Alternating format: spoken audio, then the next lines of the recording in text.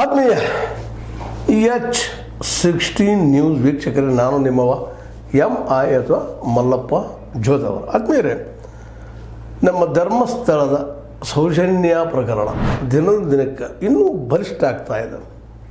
ಅನ್ಯಾಯಗೊಳಗಂಥ ಹೆಣ್ಣುಮಗು, ಇಂಥ ಅನೇಕ ಹೆಣ್ಣುಮಕ್ಕಳು ಅಲ್ಲೇ ಭೂಪಾಲಾಗಿದ್ದು, ನೀರು ಪಾಲಾಗಿದ್ದು, ಎಲ್ಲ ವಿಷಯಗಳು ಆ ಒಬ್ಬ ಅನಾಮಿಕ ವ್ಯಕ್ತಿ ಸಾಕ್ಷಿ ನುಡಿದ್ರಿಂದಾಗಿ ಆ ಪರಿಸರದಲ್ಲಿ ಇದ್ದಂಥ ವ್ಯಕ್ತಿಯಿಂದ ಕಳೆದ 3-4 ದಶಕಗಳಿಂದ ಅಲ್ಲಿ ಕೆಲಸ ಮಾಡಿದ್ರಿಂದಾಗಿ ಆ ವ್ಯಕ್ತಿ ಇವತ್ತು ತಾನಾಗಿ ಬಂದು 164 ಅಡಿಯಲ್ಲಿ ತನ್ನ ಹೇಳಿಕೆ ನೀಡಿದ್ರಿಂದಾಗಿ ಇವತ್ತು ಇಡೀ ನಾಡಿನ ತುಂಬ ಒಬ್ಬೊಬ್ಬರಾಗಿ ಪ್ರಶ್ನೆಗಳು ಹೆಚ್ಚಾಗ್ತಾ ಇದ್ದಾವೆ. ಇಲ್ಲಿವರೆಗೆ ಮಹೇಶ್ ತಿಮ್ಮರೊಡ್ಡಿ ಅವರು ಪ್ರಶ್ನೆ ಮಾಡಿದರು, ಅವರಿಂದ ನಮ್ಮ ಏನಪ್ಪ ಅಂತಂದ್ರೆ ಗಿರೀಶ್ ಮಟ್ಟೆನ್ ಅವ್ರು ಮಾಡಿದರು, ಅವರ ಜೊತೆಗೆ ಇನ್ನೂ ಅನೇಕರು ಕೂಡಿದರು, ಅದ್ರ ಜೊತೆಗೆ ಇನ್ನೂ ಅನೇಕರು ಇವತ್ತು ಕೂಡ್ತಾ ಇದ್ದಾರೆ.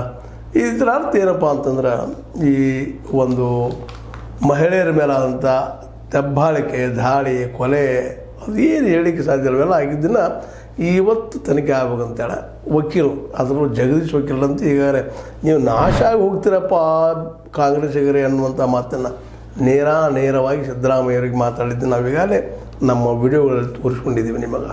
ಇದು ಉದ್ದೇಶ ಇಷ್ಟೇ ಇಲ್ಲ, ನಮಗೆ ಯಾರ ವಿರುದ್ಧನೂ ಇಲ್ಲಿಲ್ಲ.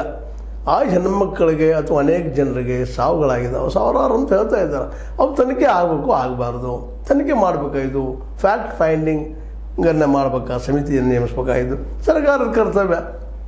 ಯಾಕೆಂದರೆ ಇಲ್ಲಿ ಸರ್ಕಾರ ಅದನೂ ಇಲ್ವೋ, ಇಲ್ಲಿ ಸಂವಿಧಾನ ಅದನೂ ಇಲ್ವೋ ಅಂತ ದೊಡ್ಡ ಪ್ರಶ್ನೆ ಮೂಡ್ತಾಯಿದೆ. ಅದರಲ್ಲೂ ಇತ್ತೀಚೆಗಂತೂ ನಮ್ಮ ಮಹಿಳಾ ಮತ್ತು ಇದರದ್ದು